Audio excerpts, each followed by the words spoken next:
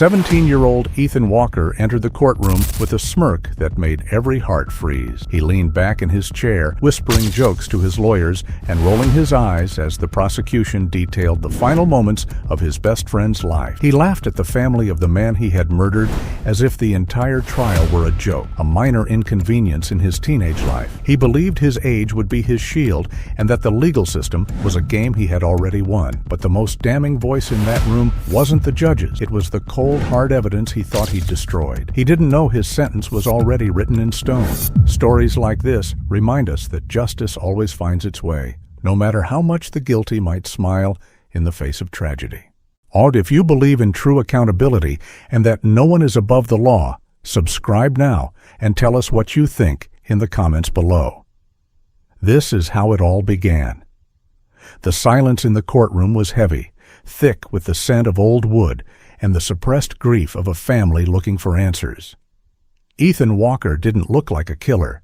He looked like a boy who should have been worrying about prom or his next soccer match.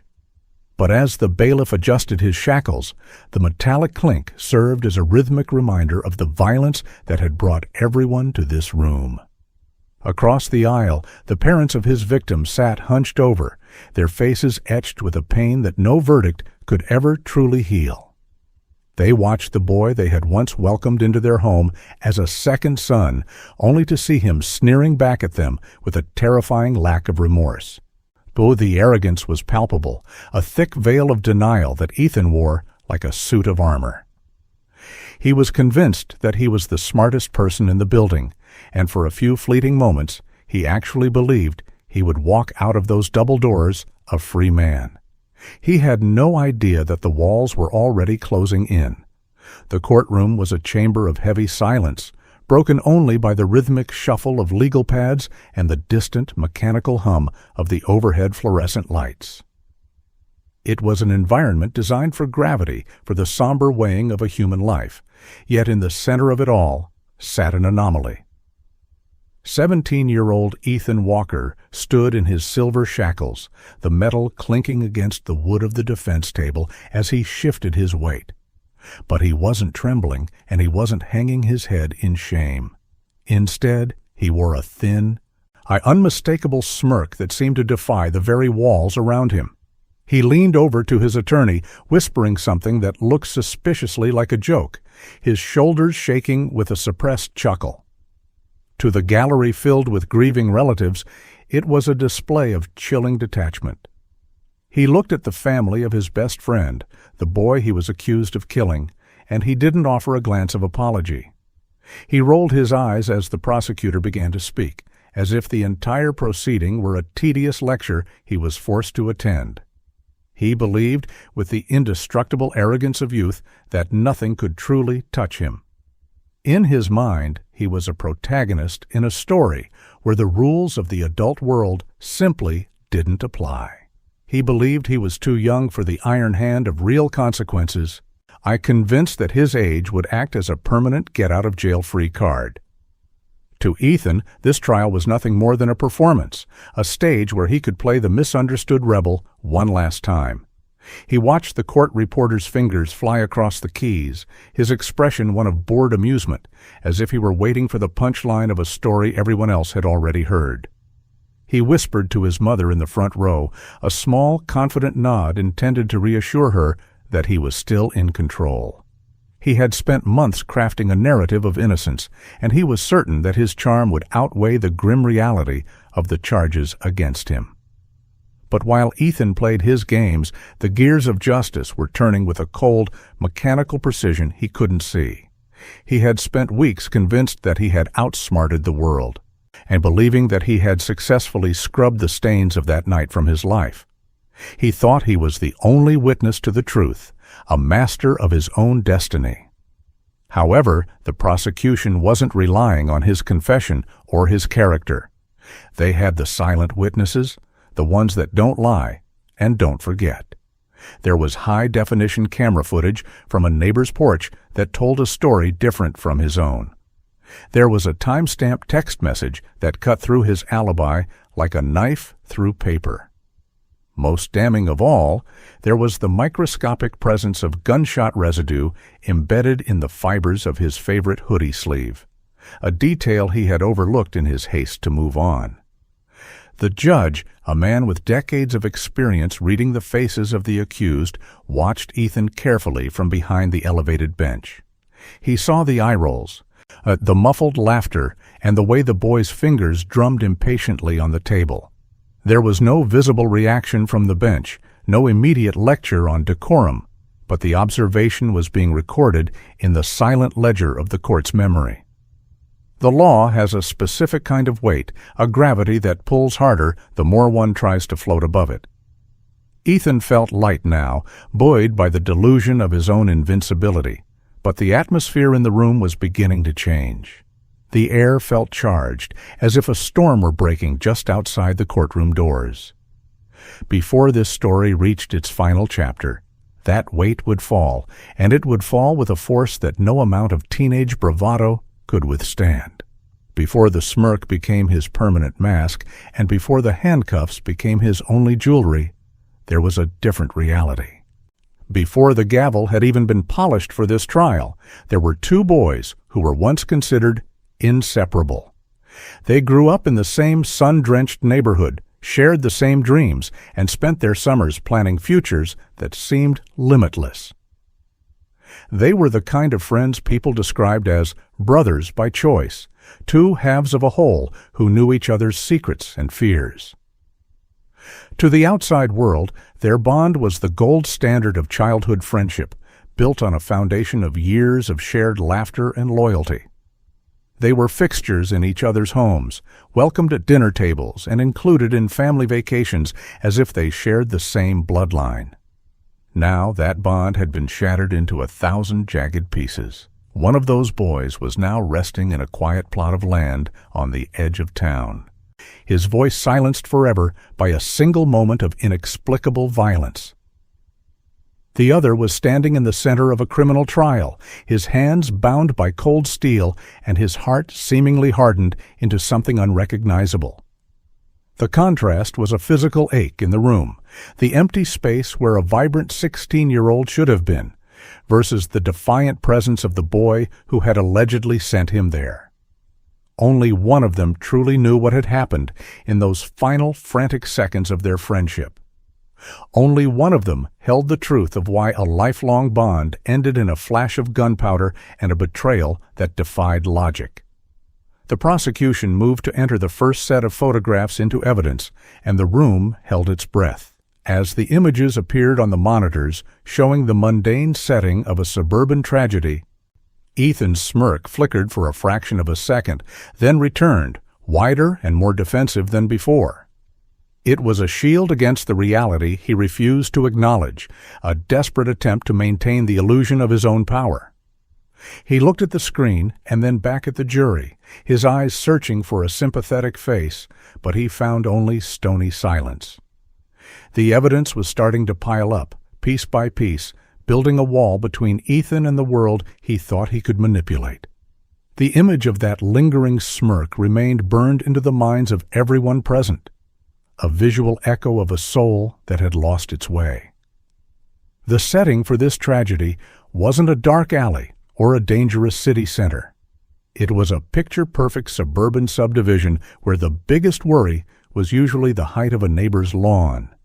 It was a place of quiet streets, sturdy basketball hoops standing in driveways, and the soft glow of streetlights that hummed with a sense of safety. This was the kind of neighborhood where parents didn't think twice about their children being out after dark, believing that the community itself acted as a protective barrier against the harshness of the outside world. It was a landscape of manicured hedges and shared fences, a place where everyone knew everyone else's name. But beneath the surface of this suburban peace, a darkness had been allowed to fester, unnoticed by those who believed they were living the American dream. At the heart of this story was Ethan Morales, a boy whose name would soon be spoken in hushed, tragic tones across the country. At 16, Morales was the embodiment of potential. He was an honors student with a sharp mind and a kinder heart. A varsity soccer player who was known more for his sportsmanship than his scoring ability. He was the kind of teenager who still helped his mother with the groceries without being asked and who spent his weekends volunteering at the local animal shelter. He was bright, optimistic, and possessed a rare quality in the modern world. He trusted people easily. He believed in the inherent goodness of his friends, and he never imagined that the person he shared his greatest secrets with could ever harbor a hidden malice. The friendship between the two boys had begun in the simplest of ways, on a playground at the age of 7. They had bonded over a shared love for a specific brand of trading cards and a mutual dislike for the school's cafeteria food. From that day on, they were a duo. There were countless sleepovers where they stayed up until dawn, playing video games, whispering about their crushes, and making pacts about where they would go to college. They grew up in each other's shadows, their heights marked on the same kitchen door frames.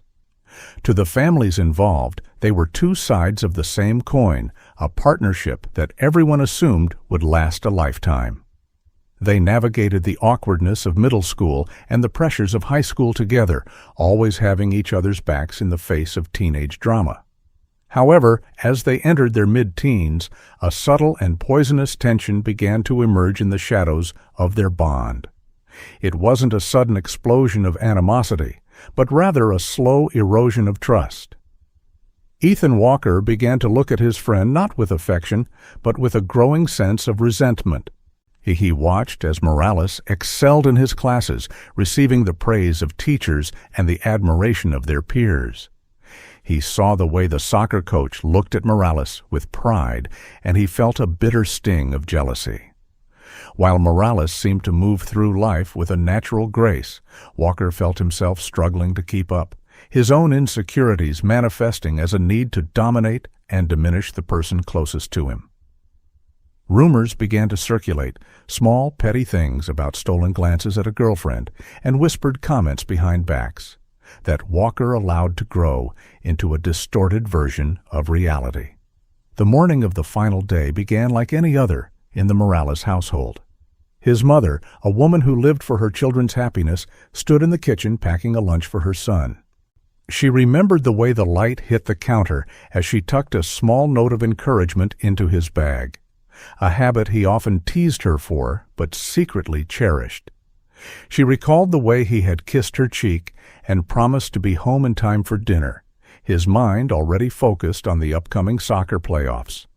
There was no premonition of disaster, no chilling wind to warn her that this was the last time she would see her son alive. It was a Tuesday, a mundane day in a mundane week, filled with the ordinary sounds of a family starting their morning. As evening fell, the digital world intervened in the form of a final text exchange that would later haunt the investigation. At exactly 8:42 p.m., a message appeared on Ethan Morales' phone from his best friend. "Come over, we need to talk," it read. The tone was clipped, urgent, and uncharacteristically cold, but Morales didn't hesitate. He told his parents he was heading over to Walker's house for a few minutes to clear something up, thinking it was just another minor disagreement they would laugh about by the weekend. He grabbed his jacket, waved a casual goodbye, and walked out into the cool evening air. He walked toward the house he had visited 1,000 times before, his steps light and his mind filled with the assumption of safety. Ethan Walker stood in the darkness of his own driveway, watching his friend approach.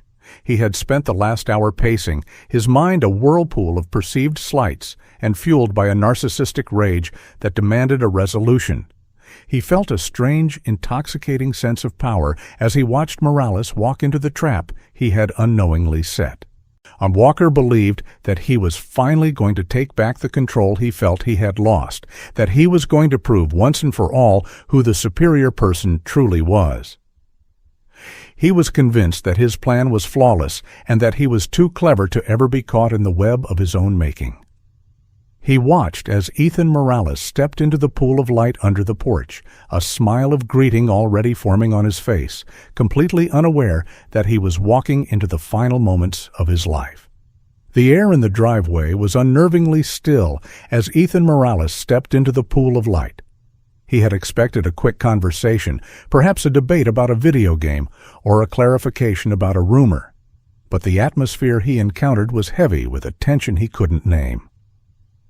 Inside the Walker residence, the two boys moved to a secluded area, away from the prying eyes of parents who were occupied in other parts of the house. Almost immediately, the tone shifted. Voices that had once shared jokes and secrets now rose in a jagged, ugly cadence. Ethan Walker began hurling accusations, his words fueled by a distorted sense of betrayal. He spoke of social slights and perceived arrogance, his voice trembling with a rage that had been simmering for months. Morales, confused and defensive, tried to de-escalate the situation, his hands raised in a gesture of peace that only seemed to infuriate Walker further. In a moment that would redefine multiple lives, Walker reached for a heavy object he had hidden nearby. Earlier that evening, while his father was distracted, Ethan had slipped into the master bedroom and opened a drawer that was supposed to remain locked. He had taken his father's handgun, a cold metallic weight that felt like an extension of his own burgeoning power. He didn't just want to win an argument, he wanted to see the look of realization on his friend's face, the moment the balance of power shifted forever. He pulled the weapon from his waistband, the dull finish catching the dim light of the room. Morales froze, his eyes widening as the reality of the situation crashed down upon him. He began to back away, his voice cracking as he pleaded with the boy he called a brother to put the weapon down. The distance between them was less than 6 feet when the trigger was pulled. The sound was not a cinematic explosion, but a sharp localized crack that seemed to swallow all other noise in the universe. The bullet, fired at close range, struck Ethan Morales squarely in the chest, the force of the impact sending him backward against a wall. The physics of the moment were brutal and final. In the immediate aftermath, a smell filled the confined space, a metallic, copper-like scent of blood mixed with the acrid sting of burnt gunpowder. This was the powder burn evidence that forensic teams would later use to prove the shooter's proximity. Morales slumped to the floor, his breathing becoming shallow and ragged as the life he had so carefully built began to leak out onto the carpet. For several long, agonizing seconds, silence reclaimed the room. Ethan Walker stood frozen, the gun still gripped in his hand, watching as his best friend's eyes lost their focus. The narcissistic high he had expected was replaced by a sudden, jarring panic. But it wasn't the panic of a grieving friend. It was the panic of a predator realizing he had left a trail. He didn't drop to his knees to offer help. He didn't call 911 in a desperate attempt to save a life.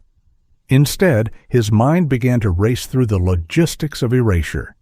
He looked at his hands, then at the body on the floor, and began to formulate a plan to rewrite the night.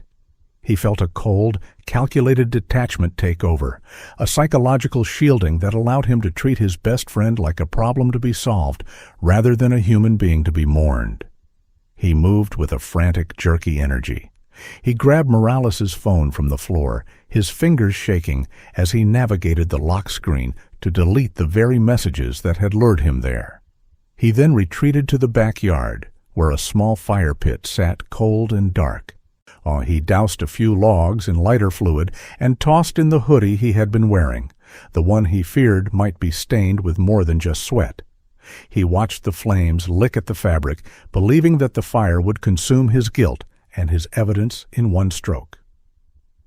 He stood there for a moment, the orange light dancing in his eyes, convinced that if he could just keep his head, he could walk away from this as a victim of circumstance rather than a perpetrator of malice. However, Walker's arrogance blinded him to the world beyond his own front door. He lived in a neighborhood that prided itself on vigilance, and while he was burning his clothes, a silent observer was recording his every move. Directly across the street, a neighbor's Ring security camera had been triggered the moment Morales walked up the driveway. It had captured the arrival of the victim at 8:54 p.m., and it had captured the solitary, hurried exit of a figure in a different set of clothes, less than 20 minutes later. The digital eye didn't blink, and it didn't forget. It simply time-stamped the reality that Walker was trying so hard to incinerate. He thought he was playing a high-stakes game of chess, but he had already lost his queen before the first move was even finished. At 11:26 p.m., the illusion of safety in the subdivision was shattered. The rhythmic flashing of blue and red lights flooded the quiet street, casting long, distorted shadows against the suburban homes. Neighbors peered through their curtains, watching as investigators in white suits began to move in and out of the Walker residence. But the metallic clink of evidence markers being placed on the floor replaced the sounds of the evening breeze. Somewhere in the distance, a siren wailed, a mournful sound that signaled the end of a childhood and the beginning of a nightmare. The gunshot's echo may have faded from the air, but its consequences were just beginning to vibrate through the lives of everyone involved. The investigation began in the sterile, high-contrast environment of a police interrogation room. Ethan Walker sat under the glare of the lights, his face a mask of practiced tragedy. When the detectives first arrived at his door, he had fallen into the role of the grieving survivor with an almost terrifying ease.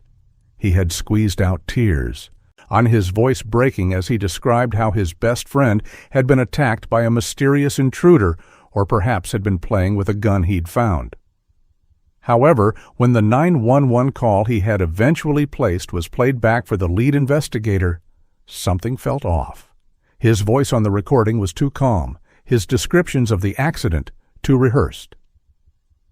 There was a lack of the raw, jagged hysteria that usually accompanies the sudden death of a loved one, a detail that the detectives immediately flagged in their notes. As the police body cam footage from the initial scene was reviewed, the cracks in Walker's facade began to widen. In the video, he can be seen standing on the periphery, his eyes darting between the officers and the house. He feigns shock when told his friend didn't survive, but his body language tells a different story. He doesn't move toward the house to ask if there's anything more that can be done. Instead, he seems preoccupied with the position of the officers and what they are looking at. He is already trying to manage the scene, suggesting that perhaps a stranger had been seen lurking in the backyard earlier that night. It was a classic diversion tactic, a lie born of the belief that the police would take a good kid from a good neighborhood at his word. The timeline Walker provided began to collapse under the weight of digital reality.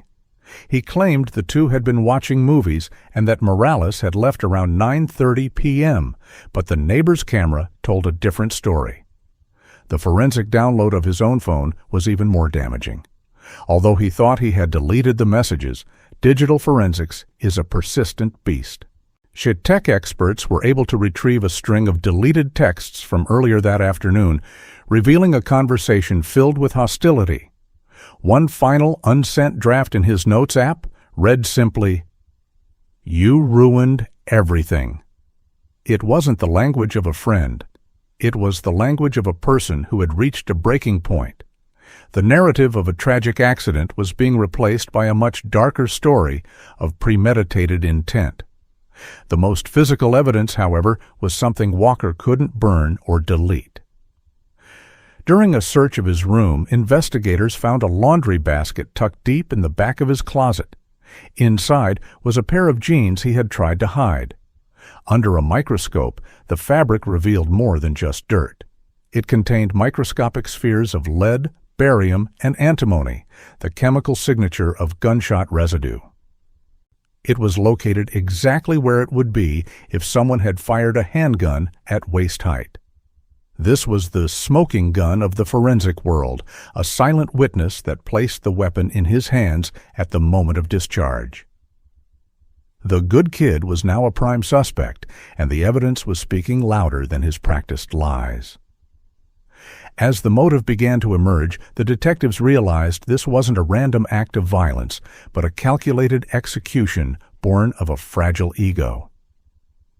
Interviews with classmates revealed a pattern of jealousy that had been invisible to the boys' parents. Walker had been obsessed with a rumor that Morales had been talking to a girl Walker liked, a perceived betrayal that his narcissistic personality couldn't handle. To Walker, the loss of social standing, or the feeling of being second best, was a fate worse than death. And he had viewed Morales' successes not as points of pride for a friend, but as personal insults to his own status. The friendship hadn't been a bond, it had been a competition that Walker felt he was losing. In the final hours of the initial interrogation, the lead detective leaned across the table, his eyes fixed on Walker's wrist. He noticed a series of thin, red scratch marks that hadn't been there the day before. They were defensive wounds, marks left by someone fighting for their life in a desperate struggle. When asked about them, Walker's composure finally slipped for a heartbeat. He stuttered, changing his story twice in the span of 3 minutes, first claiming a cat had scratched him, then saying he'd caught it on a fence. The discrepancy was the final nail. The detective slowly closed the case file, on the sound of the plastic cover hitting the table, echoing like a final judgment. The investigation was no longer a search for a killer. It was a gathering of proof for a trial that would shock the community. Ethan Walker was let out of the station in handcuffs, his head finally bowed, but the remorse was still nowhere to be found. He wasn't sad that his friend was gone. He was angry that he had been caught. He was already thinking about his next move, his next lie, convinced that he could still manipulate the system from inside a cell. As the investigator watched him go, he knew that the road to justice would be long, but the evidence was as solid as the ground they stood on. The case was moving from the streets to the courtroom, where the smirk would soon make its debut. To understand how a lifelong friendship ends in a sterile courtroom, one has to look beneath the surface of the suburban dream and into the fractured psychology of a boy who believed he was untouchable. To the neighbors and teachers, Ethan Walker was a success story in the making, a polite, well-dressed teenager with a bright future. But inside the quiet of his own mind, a darker narrative was being written. Walker didn't just want to be successful. He felt entitled to be the center of his universe. In his worldview, people weren't friends or family. They were supporting characters in a story where he was always the hero. When his best friend, Ethan Morales, began to overshadow him with genuine kindness and academic success, the script in Walker's head began to crack. He didn't see a friend's achievement as a shared victory, and he saw it as a personal theft of the spotlight he believed belonged solely to him. This was the birth of a narcissistic rage, a cold, calculating anger that doesn't explode, but rather simmers and waits. Psychologists who later reviewed the case noted a chilling pattern in Walker's behavior leading up to the tragedy. He had begun to test Morales, creating small, artificial conflicts to see how much he could control his friend's emotions. He would whisper rumors and then watch with a detached fascination as Morales tried to fix the broken pieces of their social circle. To Walker, this wasn't cruelty. It was a way of re-establishing the hierarchy he felt was slipping away. He viewed his friend's trusting nature not as a virtue, but as a weakness to be exploited. He was convinced that because he was smarter and more capable of manipulation, he was inherently superior, and that superiority gave him the right to dictate the terms of their bond. The tragedy of Ethan Morales was that his greatest strength, his capacity for forgiveness, was exactly what made him the perfect victim for a mind like Walker's. On the night of the shooting, Morales didn't walk into that house looking for a fight. He walked in looking for a way to help his friend. He believed that any rift could be mended with a conversation, and he trusted that the boy he had known since childhood would never truly hurt him. This fundamental difference in their souls is what made the betrayal so profound. While one boy was thinking about how to save a friendship, the other was thinking about how to win a conflict that only existed in his own head. The gunshot wasn't just a physical act. It was the ultimate expression of Walker's need to have the last word, to silence the person who reminded him of his own perceived inadequacies. In the weeks following the arrest, as Walker sat in a juvenile detention center, his behavior remained alarmingly consistent. He didn't ask about his friend's funeral, nor did he express a single word of regret to his own family. Instead, he spent his time complaining about the quality of the food and the lack of internet access. He seemed more concerned with the perceived injustice of his own incarceration than with the fact that his brother was no longer breathing. He viewed himself as a political prisoner of sorts, and a victim of a system that didn't understand the complexities of his situation. This detachment wasn't a defense mechanism. It was the core of his personality. He had spent so long building a wall of arrogance that he was no longer capable of feeling the weight of another person's existence. When the trial finally began, the local courthouse became the epicenter of a community's collective grief and outrage. The gallery was packed every morning before the sun had even fully cleared the horizon, filled with people who wanted to see if the boy with the smirk would finally show a crack of humanity. As Ethan Walker was led in for the first day of testimony, he didn't look like a defendant facing a life sentence. He looked like a celebrity arriving at a premiere. He wore a crisp, dark suit that his parents had spent thousands on, and his hair was perfectly styled, a visual attempt to project the image of the good kid the defense was desperate to sell. He nodded to his lawyers with a confident grin, seemingly invigorated by the attention of the cameras and the hushed whispers of the crowd. The prosecution's opening statement was a masterclass in narrative precision. They didn't start with the blood or the ballistics. They started with the friendship. They showed photos of the two boys at 7 years old, grinning over a shared birthday cake, and then slowly transitioned to the digital evidence of the final months. They painted a picture of a predatory descent, describing how Walker had meticulously planned the encounter. The prosecutor's voice was steady, a sharp contrast to the defense's attempt to characterize the shooting as a tragic accident born of teenage impulsivity. The jury watched Walker as these details were read aloud, looking for any sign of remorse, but they found only a boy who seemed bored by the repetition of his own life's darkest moments. One of the most chilling moments of the trial occurred during the testimony of a mutual classmate. As the young woman described the way Walker had spoken about Morales in the weeks leading up to the murder, calling him disposable and a problem that needed fixing, Walker didn't look down in shame. Instead, he leaned back in his chair and mouthed something toward the witness stand. It was a subtle, intimidating gesture, a flicker of the bully that had been hidden behind the suburban facade. The judge immediately called for a sidebar, his face darkening with a visible frustration that he had been struggling to contain since the trial's start. Even in the face of overwhelming evidence and a room full of people who hated him, Walker couldn't resist the urge to assert his dominance. The defense tried to pivot, bringing in character witnesses who spoke of Walker's volunteer work and his high GPA. They argued that he was a child whose brain wasn't fully developed, a victim of a society that gave teenagers access to firearms without understanding the consequences. They called his mother to the stand, a woman whose grief was a physical weight in the room as she pleaded for the jury to see her son as the little boy she had raised. It was a powerful emotional display, but it was undermined by the defendant himself. While his mother sobbed on the stand, Ethan Walker was seen looking at his watch, his expression one of mild annoyance at the delay. The good kid image wasn't just slipping, it was being incinerated by the very person it was meant to protect.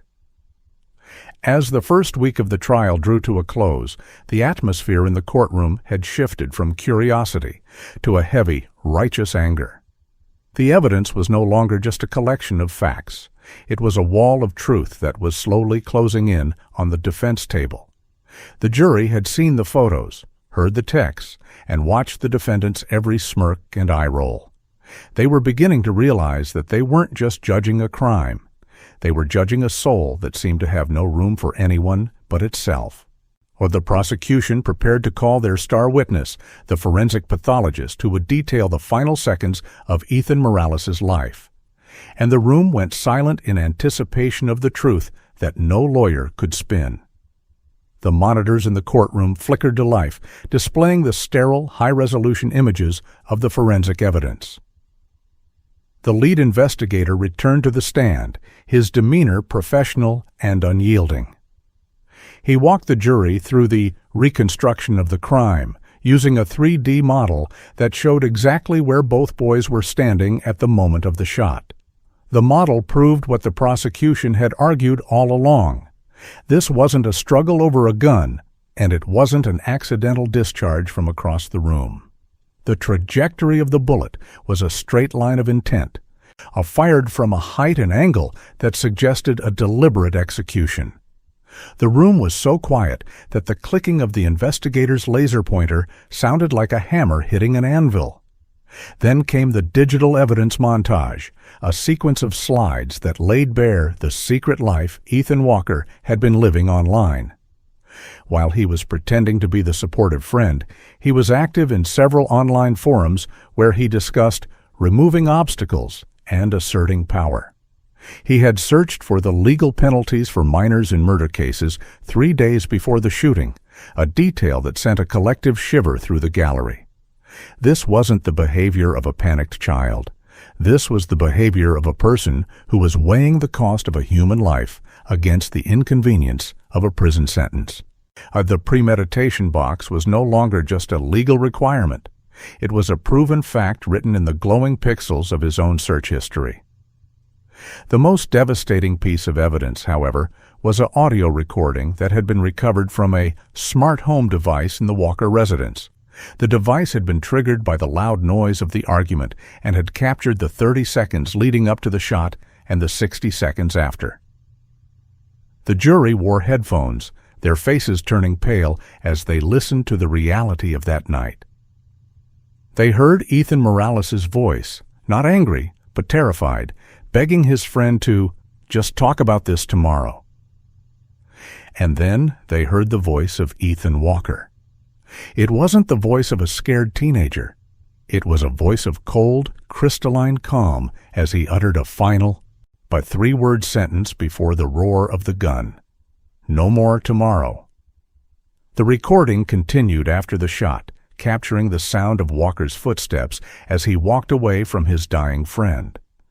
There was no sound of him checking for a pulse, no sound of him dialing for help. Instead, there was the sound of a drawer being opened and the rhythmic clicking of a phone being used. The jury heard him mutter a single word to himself, "Done," before the recording timed out. It was the sound of a conscience that had already moved on, a person who viewed the end of a human life as a finished task on a to-do list. When the headphones were removed, the silence in the courtroom was absolute. Even Walker's own defense team looked away from him, the weight of the recording making any further arguments feel hollow and offensive. The prosecution rested its case with a final image on the screen.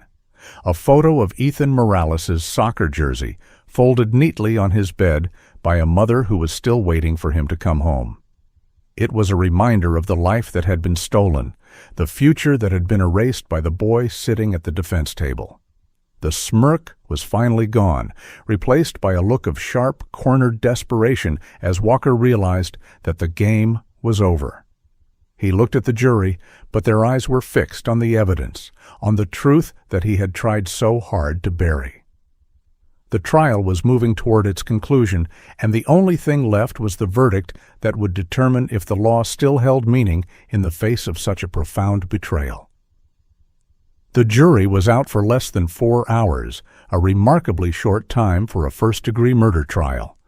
When the word came back that a verdict had been reached, the courtroom was packed to the rafters, the air thick with the smell of nervous sweat and the heavy expectation of justice.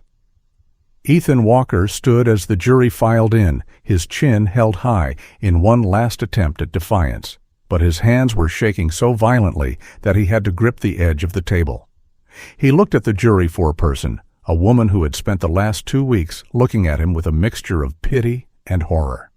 He was still waiting for the miracle, still waiting for the world to tell him that he was the exception to the rule. The word guilty echoed through the room 3 times, once for each of the primary charges. First-degree murder, possession of a firearm during the commission of a felony, tampering with evidence. Each word was a physical blow to the defense table, a final unshakable judgment on the actions of that night. Ethan's mother collapsed into her seat, her sobs the only sound in the sudden, ringing silence. Ethan himself didn't cry. He looked at the judge with a look of pure, unadulterated shock, as if he couldn't believe the system had actually dared to hold him accountable. The smirk had been replaced by a vacant, hollow stare, the realization finally sinking in that the walls of a prison cell were now his only future. But the real moment was yet to come. The judge ordered the defendant to remain standing for sentencing, and for the first time in the entire trial, the judge spoke directly to the boy who had mocked his court. "Mr. Walker," the judge began, his voice low and vibrating with a controlled fury. "You have spent this entire trial treating the death of your friend as a joke. Your age made you special, that it gave your age made you special, that it gave you a license to destroy. You were wrong." The judge leaned forward, his eyes locking onto Walker's. "You aren't a victim of your circumstances. You are the architect of your own destruction." The sentence was read with a finality that seemed to vibrate through the floorboards. Life without the possibility of parole. In many jurisdictions, this is the ultimate price, a declaration that some crimes are so heinous that the perpetrator can never again be allowed to walk among the free. Ethan Walker's knees finally buckled, and he sank back into his chair, the weight of the words finally crushing the last of his arrogance. He looked at his mother, then at the family of Ethan Morales, and for the first time, there was no smirk. There was only the look of a boy who had finally realized that the game was over, and he had lost everything. As the bailiffs moved in to lead him away, the clink of the shackles sounded like the final period at the end of a long, tragic sentence. Justice had been served, but the cost was a life that could never be replaced. The courtroom's atmosphere shifted from dramatic tension to the cold, analytical precision of a laboratory as the prosecution called their next series of expert witnesses. While Ethan Walker had spent months crafting a story of a freak accident, the state was about to let the laws of physics and chemistry do the talking. A forensic ballistics expert took the stand, placing a heavy, transparent case on the witness table. On inside was the weapon, the black semi-automatic handgun taken from the Walker residence. The expert didn't look at Ethan, he looked at the jury, explaining the mechanics of the trigger pull. He testified that this specific model required a significant, deliberate amount of pressure to fire. It wasn't a weapon that just went off if dropped or bumped. To fire it, someone had to consciously decide to squeeze. As the expert spoke, high-resolution macros of the weapon's internal firing pin were displayed on the screens. The ballistic fingerprint matched the casing found at the scene with a 99.9% certainty. But the most damning part of the testimony involved the trajectory reconstruction. Using a laser scanning system, the expert showed that the bullet had entered Ethan Morales' chest at a slightly downward angle. This meant the shooter was standing upright, arm extended, aiming directly at the victim's center mass. It completely contradicted Walker's claim that they had been wrestling or playing with the gun on the floor. The science described an execution, not a struggle. Next came the trace evidence analyst, a woman who spoke with the detached clarity of someone who spent her days peering through electron microscopes. She held up a photo of the hoodie Ethan had tried to burn in the backyard. Though the fabric was charred, the microscopic void patterns in the soot told a story of their own. She explained the concept of backspatter, invisible droplets of biological material that travel backward toward the shooter when a firearm is discharged at close range. On the inside of the sleeve cuff, despite the fire, they had found a microscopic speck of DNA belonging to Ethan Morales. It was a physical tether connecting the killer to the kill, a piece of evidence that no amount of lighter fluid could fully erase. Throughout this clinical teardown of his lies, Ethan Walker's behavior remained a study in pathological detachment. He didn't look at the photos of the weapon or the charred clothing. Instead, he began to draw small, erratic shapes on a legal pad, his pen scratching loudly in the quiet intervals of the testimony. At one point, when the analyst described the high-velocity impact on the victim, Walker let out a soft, audible huff of air, halfway between a sigh of boredom and a scoff of disbelief. It was a sound that made the jurors lean away from the defense table, their expressions hardening into masks of pure revulsion. The good kid from the suburbs was being replaced piece by piece by the image of a calculated predator who viewed his own trial as a nuisance. The final witness of the afternoon was a digital forensics investigator who had spent weeks ghosting Ethan Walker's online footprint. He revealed that in the 48 hours leading up to the murder, Walker hadn't just been arguing with his friend. He had been researching untraceable ways to dispose of a body and how to clean gunpowder off skin. He had even visited a site detailing the legal loopholes for juvenile offenders in the state. This wasn't a crime of passion or a momentary lapse in judgment. It was a project. Walker had been studying for this moment as if it were a final exam, weighing the risks and rewards of a human life with the cold efficiency of a corporate accountant. The momentum of the trial took a somber, deeply personal turn when the prosecution called the mother of Ethan Morales to the stand. The room, which had been filled with the sterile jargon of science, was suddenly flooded with the raw, unvarnished reality of a mother's grief. Mrs. Morales walked to the stand with a dignity that seemed to fill the entire courtroom, her eyes fixed forward, refusing to grant Walker even a second of her attention. She spoke of her son not as a victim or a case file, but as a boy who loved old jazz records, who made the best grilled cheese in the world, and who had spent his last birthday money buying a new cleats for a teammate who couldn't afford them. "He wasn't just my son," she whispered, her voice cracking but never breaking. "He was my compass. He was the kindest person I have ever known. And he died because he believed in the kindness of someone else." She recounted the final morning, the mundane details of the breakfast they shared, the way he had laughed at a joke on the radio, and the casual, "See you later, Mom," that had become his final words to her.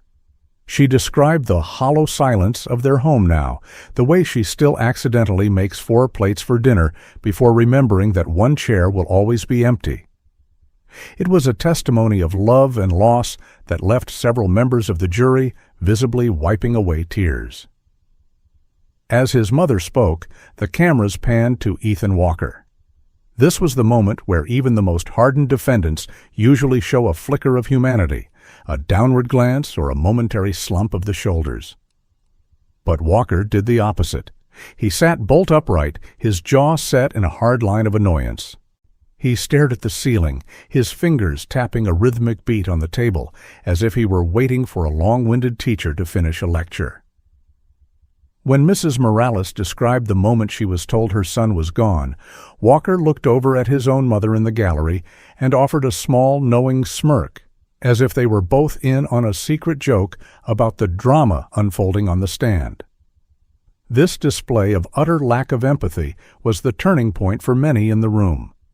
The defense attorneys tried to intercept his gaze, whispering urgently for him to look down, to look sad, to look like anything other than a monster. But Walker was past the point of listening.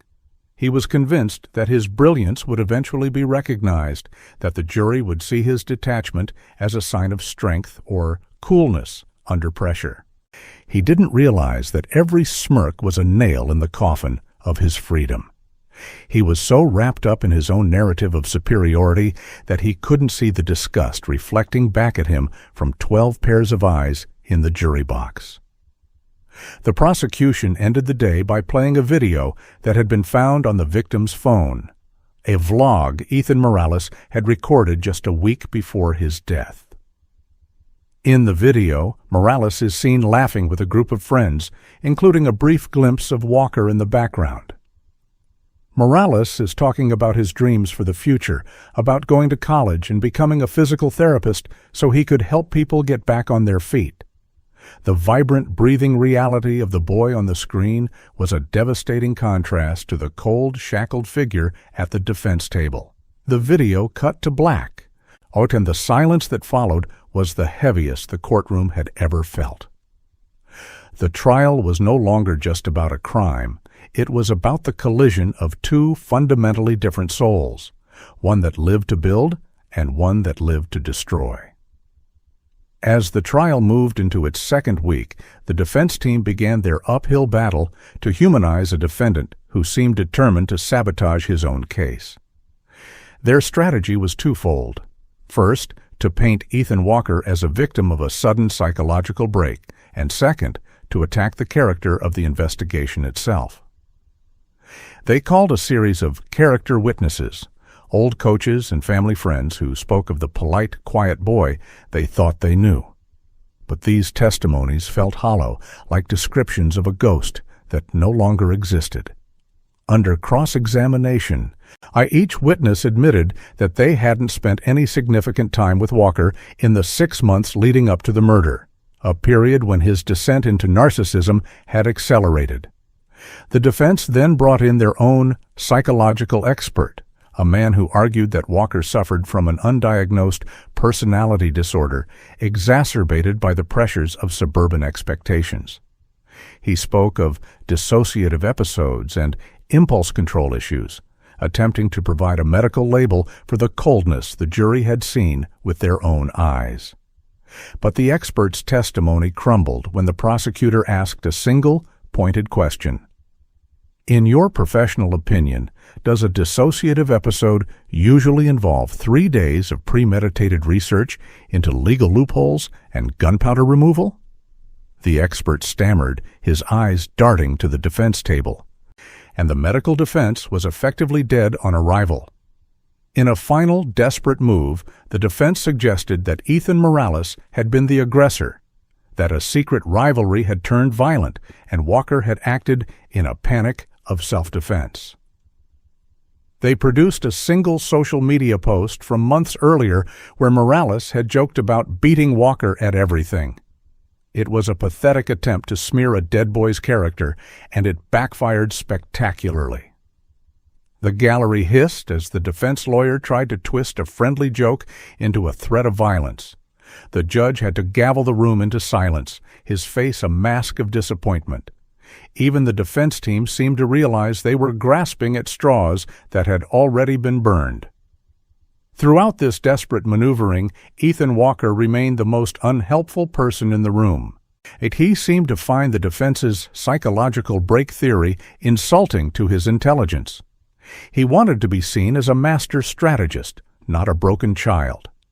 At one point, he leaned over and loudly whispered to his lawyer, "I didn't break. I just did what had to be done." The comment was picked up by a nearby microphone, and although it was ruled inadmissible for the jury, the reporters in the front row scribbled it down with frantic energy. The good kid mask wasn't just slipping. Walker was actively tearing it off, frustrated that the world wasn't acknowledging the complexity of his actions.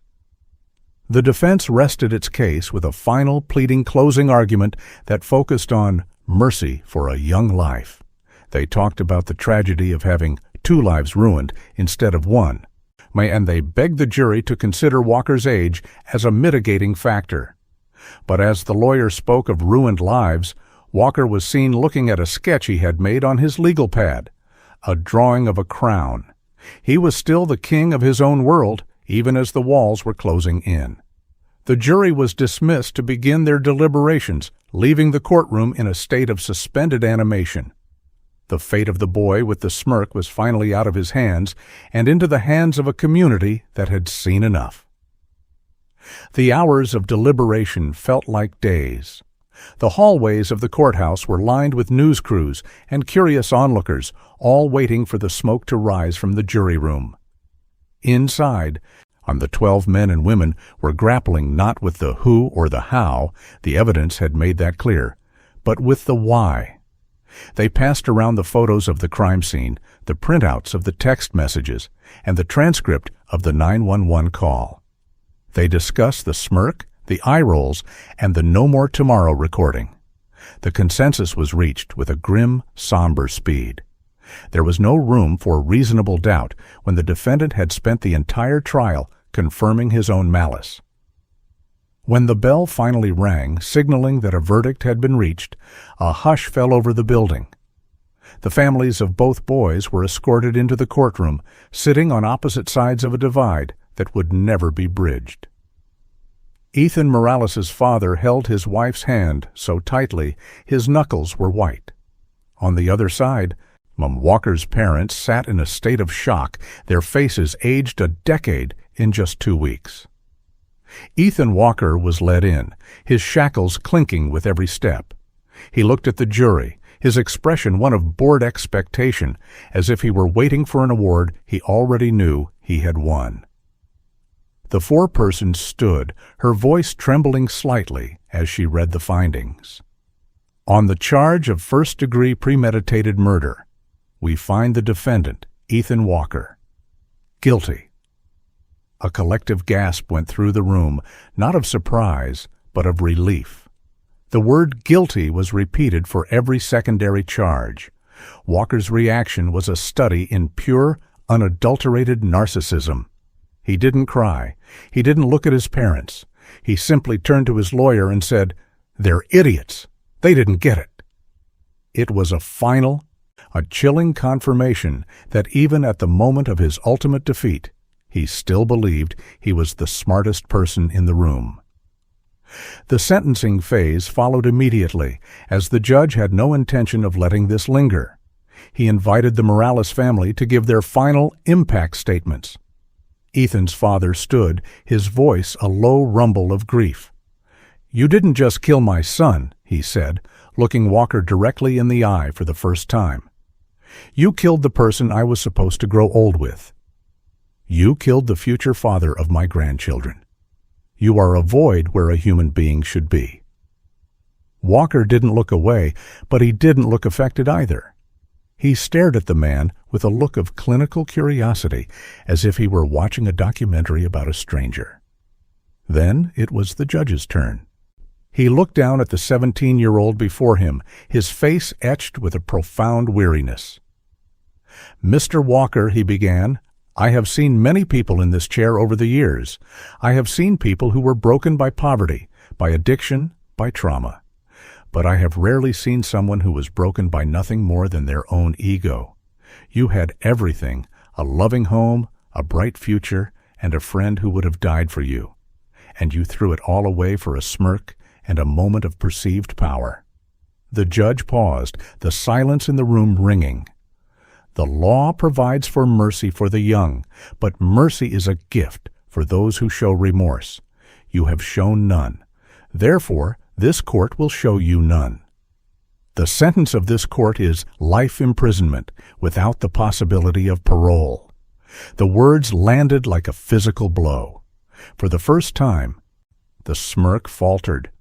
Walker's eyes widened, and he looked at his lawyer as if waiting for someone to say it was a joke. But the bailiffs were already moving in.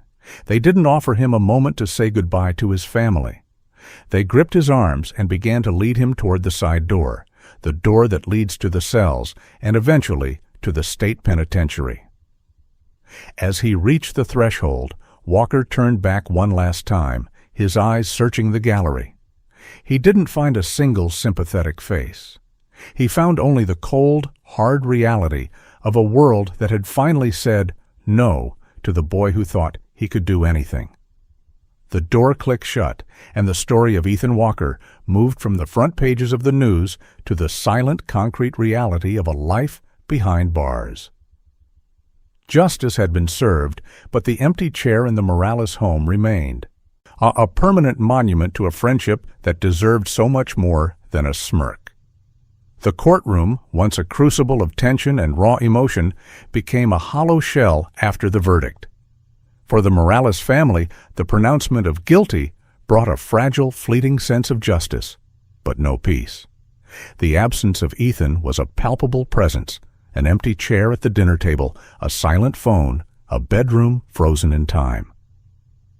Mrs. Morales found herself replaying every moment of the trial, not for the legal details, but for any flicker of remorse in Ethan Walker's eyes that she desperately, yet futilely, searched for.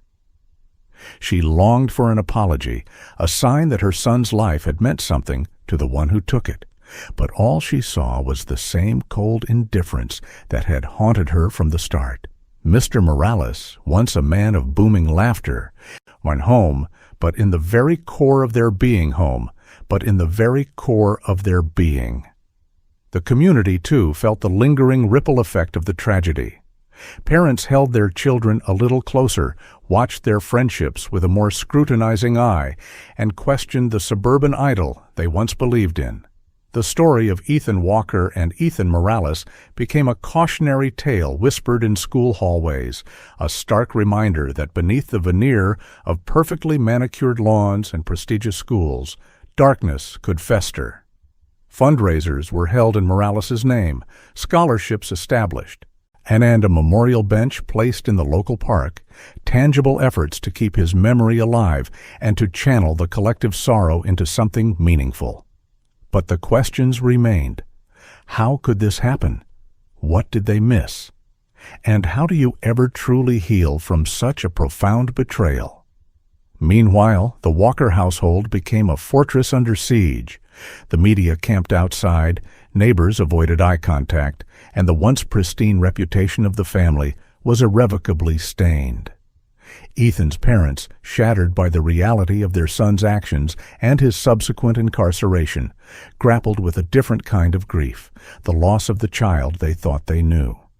They visited him in juvenile detention, then later in the state prison, each encounter a painful confrontation with a stranger who wore their son's face. Ethan never apologized to them, never expressed regret for taking a life. His complaints were always about his own discomfort, the unfairness of his situation, and the perceived stupidity of the legal system. Their love, once boundless, was now entangled with shame, guilt, and a desperate, futile search for answers that might explain what turned their good kid into a murderer. Life for Ethan Walker in the state penitentiary was a brutal awakening, far removed from the entitled existence he had always known. The crisp suits were replaced by drab, ill-fitting uniforms, and the comfortable solitude of his bedroom by the cacophony of a shared cell block. The adoring audience of his parents and the deference of his peers were gone, replaced by the hardened stares of inmates who saw him not as a master manipulator, but as a privileged child who had stumbled into their world. His attempts at arrogance and superiority were met not with fear or admiration, but with derision, or worse, with silent contempt. He learned quickly that the rules of his old world did not apply here. He spent his early days in a state of indignant disbelief, constantly appealing to guards and counselors, arguing about the injustice of his sentence. He maintained his innocence, claiming he was framed, that the evidence was circumstantial, or that his lawyers were incompetent. He wrote lengthy letters to his parents, not of remorse, but of elaborate conspiracy theories and demands for specific books and foods. The outside world had judged him, but in his own mind he remained the victim, persecuted for a mistake that others simply didn't understand. And in the prison library, he devoured books. In the prison library, he devoured books on law, not to understand justice, but to find loopholes. He crafted endless appeals, each one more convoluted than the last, convinced that he would eventually find the magic words to overturn his conviction. His mind, once honed for academic achievement and social maneuvering, now focused entirely on the singular goal of regaining his freedom. He befriended other inmates whom he perceived as intelligent, not for camaraderie, but to glean information, to find new angles for his relentless pursuit of exoneration. He never spoke of Ethan Morales, never whispered his name, as if by denying his existence he could erase the crime itself. Years blurred into a monotonous rhythm of cell checks, yard time, and meal times. The boy with the smirk aged, lines etching themselves around his eyes, but the fundamental core of his personality remained unchanged. He developed a reputation as a difficult, demanding inmate, constantly at odds with the system, forever believing he was smarter than everyone else. The hope that he would eventually grow up and understand the gravity of his crime slowly faded, replaced by the grim reality that some souls are simply beyond reach. The walls of the prison might contain his body, but they could not crack the fortress of his ego. While Ethan Walker navigated the desolate landscape of his incarceration, Mrs. Morales embarked on a different, more profound journey. Her initial grief, a raw and incapacitating force, I slowly began to transform into something resilient and purposeful. She refused to let her son's story end with a tragic headline. She began to speak publicly, first at small community gatherings, then at schools, sharing Ethan's story not as a tale of victimhood, but as a testament to the dangers of unchecked ego, bullying, and the silent cries of those suffering in the shadows of seemingly perfect lives. Her message was simple, yet powerful. Compassion, empathy, and vigilance are not just virtues, but necessities.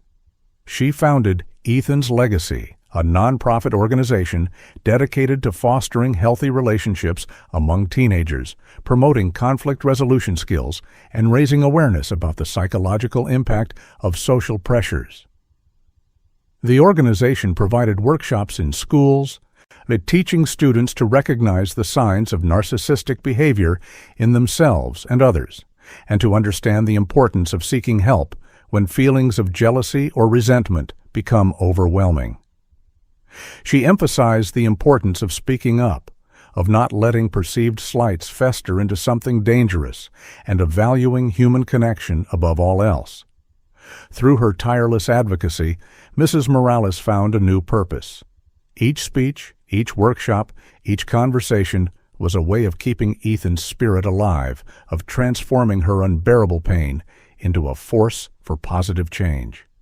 She became a beacon of strength for other grieving parents, a voice for those who had lost children to senseless violence. She learned to speak without tears, her voice steady and clear, but imbued with the quiet authority of someone who had walked through hell and emerged with a mission. She spoke of the little moments, the kindnesses, the dreams that Ethan had, ensuring that he was remembered not just as a victim, but as the vibrant, loving boy he was. Years passed, and the ache in her heart never truly faded, but it softened, becoming a constant companion rather than a debilitating wound. She sometimes saw the news reports of Ethan Walker's failed appeals, his persistent claims of innocence, and felt a familiar pang of sadness. Not for him, but for the life he had wasted, and the lack of understanding that still consumed him. Her focus, however, remained on the living, on the teenagers whose lives she hoped to touch, whose hearts she hoped to open to the lessons learned from her son's tragic death. Ethan's legacy grew, spreading its message of empathy and hope, a living monument to a boy who believed in the kindness of others, and a mother's unwavering commitment to ensure his story made a difference. For the Walker family, the passing of years brought no solace, only the deepening shadows of their son's crime. Their once vibrant home grew quiet, the laughter replaced by a heavy silence. They became recluses, avoiding social gatherings, the whispers and sympathetic glances of their former friends too painful to bear. The financial strain of Ethan's legal defense had been immense, compounding their emotional burden. They continued to visit him in prison, a weekly pilgrimage that grew heavier with each passing month. Each visit was a desperate search for a sign of change, a flicker of remorse, and a hint that the son they knew might still exist beneath the hardened facade. But each time they left with the same crushing disappointment. Ethan remained steadfast in his delusion of innocence, blaming everyone but himself. He would rail against the corrupt system, the biased jury, and the lying witnesses. His parents would listen, their hearts breaking anew with each accusation, each denial of responsibility. They tried to reason with him, to gently suggest that acknowledging his actions might bring some measure of peace, but he would simply shut down, his eyes hardening with suspicion. To him, their attempts at urging remorse were a betrayal, an acceptance of the lies that had stolen his life. The world outside moved on, but for the Walkers, time seemed to stand still. They watched other children grow up, graduate, marry, and have families, and each milestone was a stark reminder of the future their son had forfeited, and the future he had stolen from Ethan Morales. They became shadows of their former selves, haunted by the what-ifs and the if-onlys. The shame was a constant companion, a public scarlet letter that branded them wherever they went. They struggled with their own guilt. What had they missed? Were they too lenient, too focused on achievement, too blind to the warning signs? These questions, unanswered and unanswerable, gnawed at their souls. Years turned into decades. Ethan Walker became a man within the prison walls, his youthful arrogance calcifying into a permanent cynicism. He was a familiar figure in the law library, still meticulously drafting appeals, still convinced that the truth, as he saw it, would eventually prevail. He rarely spoke to anyone about his crime, preferring to maintain the illusion of a victim unjustly incarcerated. The name Ethan Morales never crossed his lips. He lived in a self-constructed narrative where he was the protagonist of a great injustice, forever waiting for the day his vindication would arrive. But vindication never came. The legal system, slow and deliberate, upheld its original verdict again and again. The evidence was overwhelming, his guilt undeniable. And so the endless wait continued, the Walkers waiting for a sign of remorse from their son, and Ethan Walker waiting for a freedom that would never arrive. It was a tragic, unending saga born from a moment of unchecked rage and the profound absence of empathy, a stark testament to the lives irrevocably shattered by a single, senseless act. The passage of time, while dulling the sharp edges of immediate pain, can never truly erase the scar tissue left by profound loss. Years turned into a quiet procession for Mrs. Morales. Ethan's legacy flourished, its workshops reaching thousands of students, its message echoing in school auditoriums and community centers across the state. She saw flickers of her son in the bright eyes of the teenagers she mentored, heard echoes of his kindness in their stories of empathy and support for one another. She had found a way to transmute her sorrow into purpose, to ensure that Ethan Morales' life, though cut short, would continue to inspire positive change. The memorial bench in the park, once a symbol of absence, became a place of quiet contemplation and enduring remembrance. His memory was not a ghost, but a guiding light. Yet there were moments, eyes in the quiet of her home, when the grief would resurface with an unexpected force. A familiar song on the radio, the smell of her son's favorite food, or a glimpse of children playing soccer in the park. These small triggers could still bring her to her knees. The pain never truly went away. It simply evolved, becoming a part of the fabric of her being. But alongside it grew a profound sense of gratitude for the years she had with him, for the love they shared, and for the strength she had found in his absence. She understood, with a clarity that only such a loss could provide, the precious fragility of life and the immense power of human connection.